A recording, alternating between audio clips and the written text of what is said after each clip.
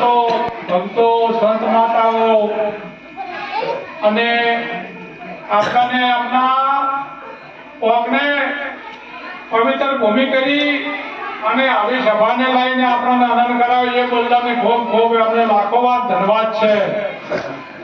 ધનનો જે સદુપયોગ કરે અને સતના માર્ગે વાપરે તેને ધન્યવાદ કીધો કે હમણાં મહારાજે વાત કરી કે ધન મળ્યો પણ ધન ના વાપર્યો, શરીર મળ્યો પણ સેવા ના કરી એ કોમ કહેવાને.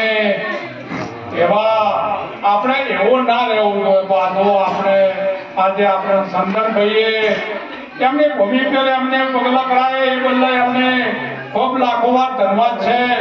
અને અમને બધા ગુરુ મહારાજ ખૂબ લાભ આલે.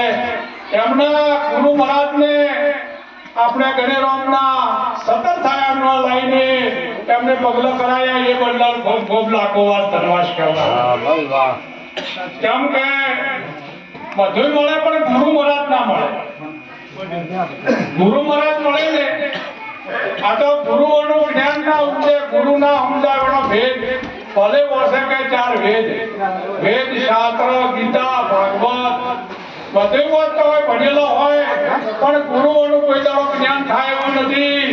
એટલે આપણે ગુરુ મહારાજની ખૂબ ઉપમાથી આપણને આ ફળની પ્રાપ્તિ કર્યું હોય આ તો ગુરુ મહારાજના શરણે દરેકને બાદ આવવાની જરૂર છે. કેમ કે એ સમયે આપણા જીવનો કોઈ ઉધાર થયો નથી. આ જીવ તો કે હવે કે પણ જીવની જાત કોઈ જાણવાવાળો નથી. જીવ તો બધાય કરે છે. આ જીવે એ જીવ છે પણ જીવને અને શિવને શેટું છે આ શરીરને અને આત્માને શેટું છે આત્મા ચારે પરમાત્માના સ્વરૂપમાં તો કદી બલિદાનમાં પણ આવા પુરુષો પરમાત્માના સ્વરૂપમાં ભેળાવાળા તમને લઈ જવાવાળા છે કેમ કે આ માર્ગો જાણે છે બીજા ના જાણે આદવાને તો લઈ જાય આદવાને ભૂમિકેત પર આપણે જો લઈ જાય પણ આવા સંતો આપણને આ માર્ગ અપનાવતા હોય છે ધર્મનો માર્ગ. કોઈ ધર્મના ધીરે બાર માનવે જેની મન માને ખવે કાવડી લઈ લીધી ધર્મની.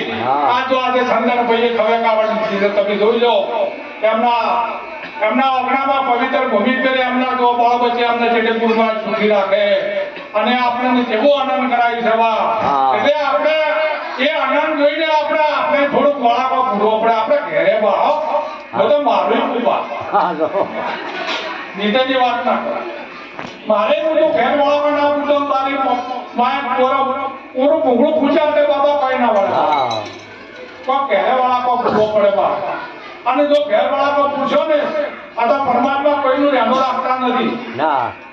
આ ફળ જો ઓબો પાકે ને તો ફળ ઓબો નેસો નમે ફળ આવે તો નેસો નમે અને ફળ ના આવે તો નેસો નમે પણ ફળ આપવા જો આપણે ફળ આપવા જેવો પછી થોડા આપણે પાણી રેચો તો ઝાડ ઉપર પાણી રેડે આટે કદી નહીં પકડે પણ મૂળા મેળવવા આ મૂળ છે મહાપુરુષોથી મૂળ છે તમારે એ મૂળ પાણી તમારું જરૂર પાલન છે અને જેટલું પરંપરા હોય એવું પાલન અને એ તમે જુઓ તો ખરી આ ધણી ધનનો ઉપયોગ કરે તો મારા ઘર સંતોને વપરાવાના છે બોલવાનું તો ઘણું હોય પણ આપણે ભોજન ના કમાવે આપણે થોડો સૌનો વિવેક કરવો પડે વિવેક રાખવો પડે. આટલું બોલી વાણી મારે વિરામ નાખવું બોલો સદગુરુ ભગવાન.